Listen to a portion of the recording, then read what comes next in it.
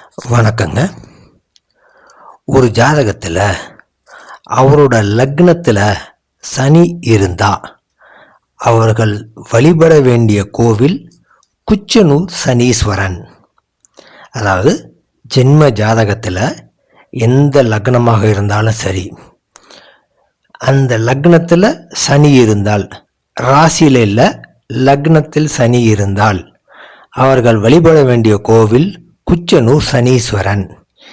ஏன் குச்சனூர் சனீஸ்வரன் அப்படின்னா என்ன லாஜிக் அப்படின்னா, குச்சனூர் சனீஸ்வரன் சுயம்பாக உருவான சுவாமி. ஒரு ஜாதகத்தில் லக்னம் அப்படிங்கிறது தான் சுயம்பு. அதே மாதிரி குச்சனூர் சனீஸ்வரனும் சுயம்பு. எனவே லக்னத்தில் சனி இருந்தால் குச்சனூர் சனீஸ்வரன். இன்னொரு கோயில் பார்க்கலாம். லக்னத்துக்கு 4ஆம் இடத்துல சனி இருந்தா, அதாவது ஒரு ஜாதகத்தில் லக்னத்துக்கு 4ஆம் இடம் அப்படிங்கிறது தான் வீடு, வாசல், சொத்து, சுகம், வண்டி, வாகனம் எல்லாம். அவனுக்கு என்னடா சுகமாக இருக்கான் அப்படிங்கிறீங்கல்ல, அந்த சுகம் அப்படிங்கிறது தான் லக்னத்துக்கு 4ஆம் இடம். இவர்கள் செல்ல வேண்டிய கோவில் பாதாள சனீஸ்வரர். ஏன்னா ஜோதிடத்தில் லக்னத்துக்கு 4ஆம் வீடு வண்டி, வாகனம், சொத்து, சுகம் மட்டும் இல்லை, அதுதான் பாதாளம். அதாவது இந்த ஜோதிடத்தினுடைய அடிப்படை வகுப்பில் படிக்கும் பொழுது ஜாதகம் எழுத கற்றுக் கொடுப்பாங்க. எப்படி கிரகங்களை அந்த நேரத்துக்கு எப்படி எப்படி அடைக்கணும்னு கற்றுக் கொடுப்பாங்க. அப்போ 10ஆம் பாவகத்துக்கு கிரகம் எழுதும் பொழுது அது உச்சி அப்படின்னு சொல்லுவாங்க. அதாவது லக்னத்துக்கு 10 உச்சி. அப்போ அதுக்கு நேர் 7ஆம் பாவகம், 4ஆம் பாவகம் பாதாளம், பாதாள லோகம் அப்படின்னு சொல்கிறோம் இல்லைங்களா, அந்த பாதாளம்.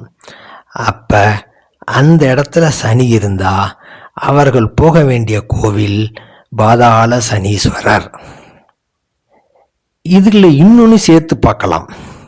சப்போஸ் சனி லக்னத்துக்கு 2ல் இருந்தால் 3ஆம் பார்வையாக 4ஆம் இடத்தை பார்ப்பார். அவர்களும் இந்த பாதாள சனீஸ்வரரை வழிபடலாம்.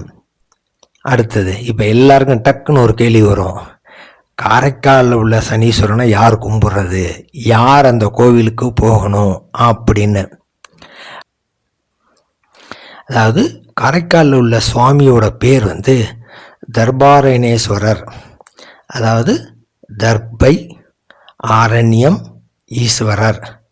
தர்பை புல் நிறைந்த காட்டில் உள்ள சுவாமி அப்படின்னு பேர்.